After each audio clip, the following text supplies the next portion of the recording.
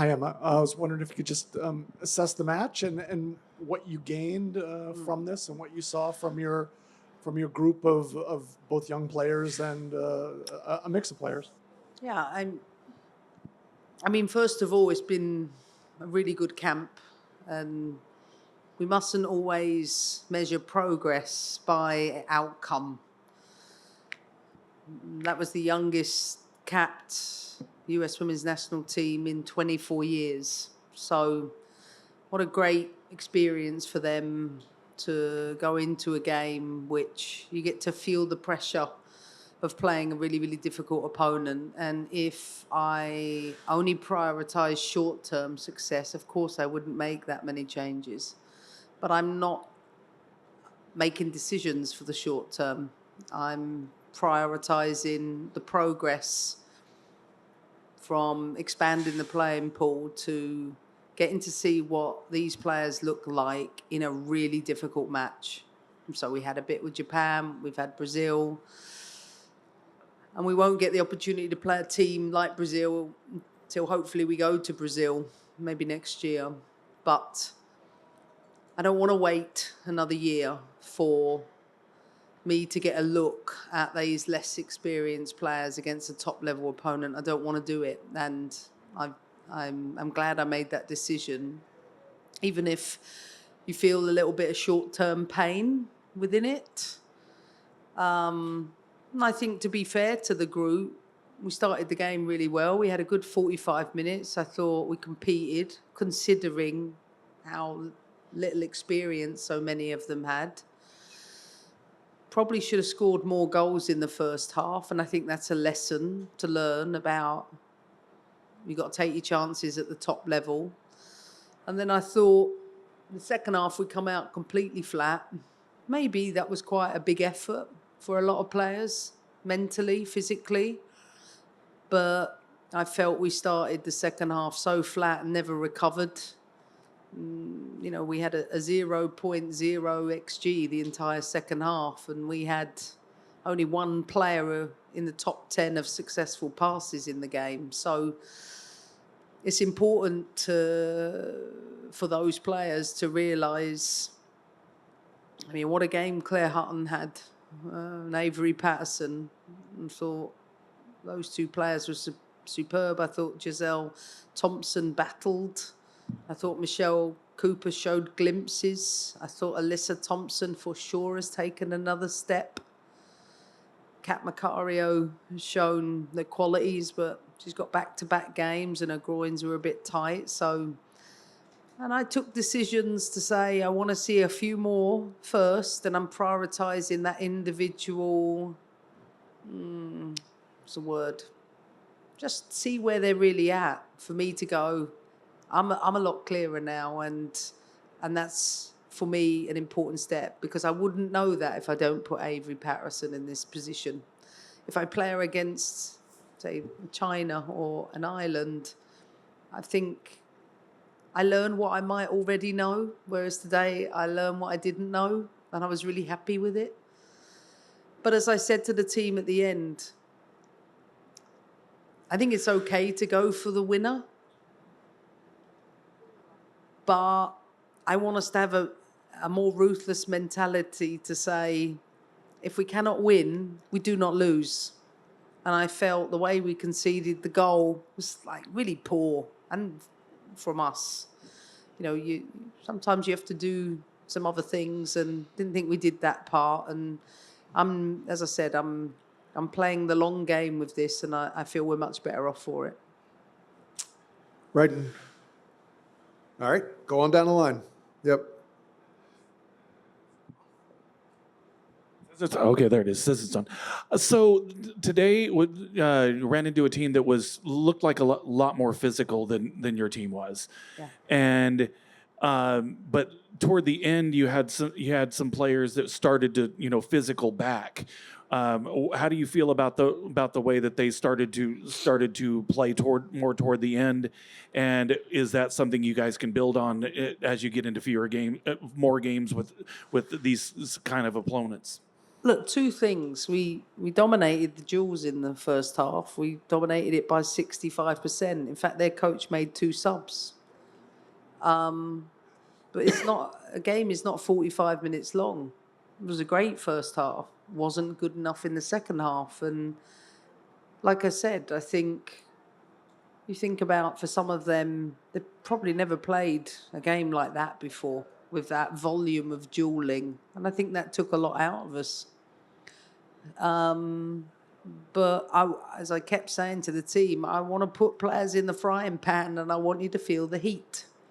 And I get a much bigger sense of, listen, this camp was always about expanding and experimenting that player pool. I really feel like that is becoming so clear to me on which players I think are really ready for us right now and which ones are not. Some might, as I've said before, go back to the 23s and they need to develop their game and prove themselves at that level first before they make progress here. And it is not the World Cup today. If it was, yeah, so of course we'd be disappointed. But I didn't pick a team today for today.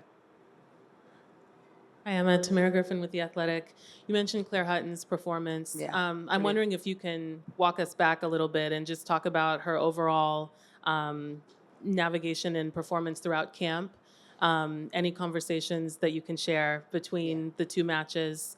And she seemed to really enjoy the heat. So any sort of observations from you about her experience of the game? I mean, Claire is a real student of the game. She wants it so badly. She really does.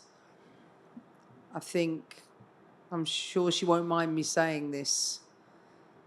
She wants it that much. I think sometimes I keep saying to her, it will come with time. Don't be too intense about it, even if you really want it. Analyze it, but any of the butterflies you feel, teach them to march in formation. We talked about that this week. And she was ready. She was ready for the game. And I was really interested to see how she would cope with it. And I think she came through it really, really well. And listen, for a 19-year-old to play like that against Brazil, was a superb performance from her. And one which I know she is ready to progress with us. And like I said, done a lot of film with her this week, a lot of detailing. In fact, our first goal came as a result of something we'd been working on with her about not dropping onto the feet of the back 4, but actually stepping out to play there. And she stepped out. We had the transition and scored. And I thought that was all set up by her. But what a composed, calm performance for someone of her age. Really good. Hi, I'm Sarah Ash with All for 11. I was going to ask you about Claire, but I'll ask you about somebody else, and not to hound you about the goalkeeper situation. Yeah. But you've seen a lot of different goalkeepers. Yeah. What insight can you give us into, first and foremost, how you felt Mandy played? Obviously, some trouble with her feet, but some huge saves one-on-one and otherwise today.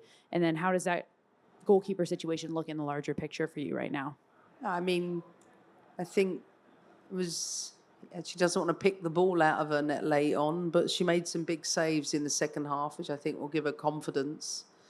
Yes, some of her decision-making in the first half, when to play short, when to play long, I think she's still learning the right triggers for that, and she needs to focus on improving. And I'm always going to get in the way and say, listen, these players are trying. They really want to try and do what we're asking them to do. But we also try and teach them, but you have to do them in the right moments. And maybe she didn't get them perfect in the first half, but she didn't crumble and she stuck with the game and produced big moments. I think it's been a competitive camp. I think both her and Fallon have had the opportunity to play against a top opponent, just like Jane had the opportunity to play against a top opponent with Japan. And I think it's fair to say I'm a lot clearer. Hi, I'm a Christian Babcock with the Mercury News in San Jose. Kat's goal came so early. She's a player, with ties to this area, having played at Stanford. What was it like to have that moment for her so early in the game? And then also, is it a bit of a challenge when you score that early, maintaining that for the rest of the game? Because, eventually they chipped away and then they get a goal in stoppage time. As we know, it's a game of two halves. I think we should have been a couple of goals to the good in the first half. And I think Kat's been really good this camp, really shown her qualities to hold the ball up and link play. In fact, I felt we just didn't get enough support around her the longer the game went on. And once she went out of the game, it showed. We missed that ability to hold the ball up in the way she does. But I think it's been really, really good progress from her. She just has to keep. She's been out a long time. I think she has to still keep working at her fitness. And look, she's going back to Chelsea, having started in 2 games for the US Women's National Team. And I'm really excited about Kat within this team because I think she's shown the qualities that she's got at the highest level, and I think everybody's really happy for that reason. Paula Maruri, 1010 AM. Welcome to the Bay Area. How do you feel to connect with 80,000 fans today? There is a historical moment right now. The World Cup is coming. And what do you think about the growth of soccer in the United States? Thank you so much. Well, I think it's an exciting time with the Men's World Cup in 26, the Women's World Cup in 27, the Olympics in 28, the World Cup in 31. I think there's a lot of work going on in the background to create the legacies for all of those things and hopefully grow the sport in a bigger way. So very excited to be in the Bay Area. I thought the crowd were tremendous. They really did. They certainly drove the players on, and the players are really disappointed not to deliver a result, but we want to say thank you for coming out and supporting us, and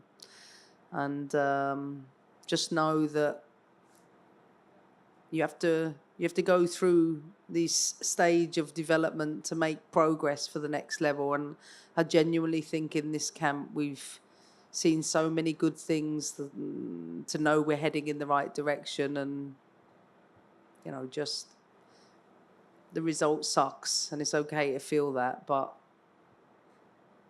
we will get better. On the end. All right, Michael Robertson, the African-American athlete. So the last time the team was here, it was a festive atmosphere, sending them off to the World Cup. World Cup didn't work out that well, but they somewhat redeemed themselves in the Olympics. So how much pressure is on you to get them back to that level of everyone in the world was excited about Team USA? I mean, I've said this before. If I solely prioritize keeping the same 7 to 13 players together, yeah, I can do that. But I don't learn anything about particularly those senior players. And I'm not someone who does things just because you want me to do it. I'm a long-term player development coach, and I've got a pretty good track record of producing winning teams. So this is necessary for us to go through that. And like I said at the beginning, it was the youngest capped team in 24 years. It's important we support those players because I don't want them to feel like they let anybody down or it's a disappointment. Far from it. Look at the progress. Avery Patterson, Claire Hutton, Giselle Thompson, Michelle Cooper, Lily Johannes are making. These are players whose names wouldn't be on everybody's lips even 3 camps ago. Now we're talking about these players, are going to be competing to play in a World Cup. Well, if they are, we better get them ready. And we can't do that by just playing them in the World Cup. I can assure you, Ali Sentner, as one of them, knows what it's like to, trust me, they talk to me about it. They know what it's like to play against Japan. They know what it's like to play against Brazil. They know the gaps they have to close.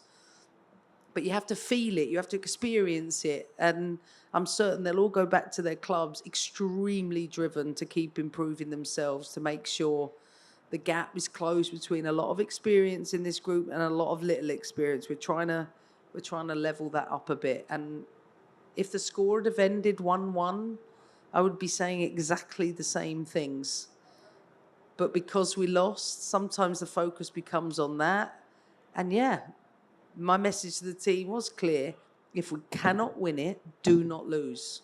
And some of those cute little things you have to require at the top level to not lose gives me an opportunity to remind us of what that looks like in the 93rd minute to ensure that it doesn't happen.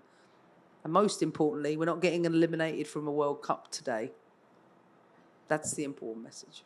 And with that, we'll let Emma go. Thank you, everybody. We'll see you in 6 weeks.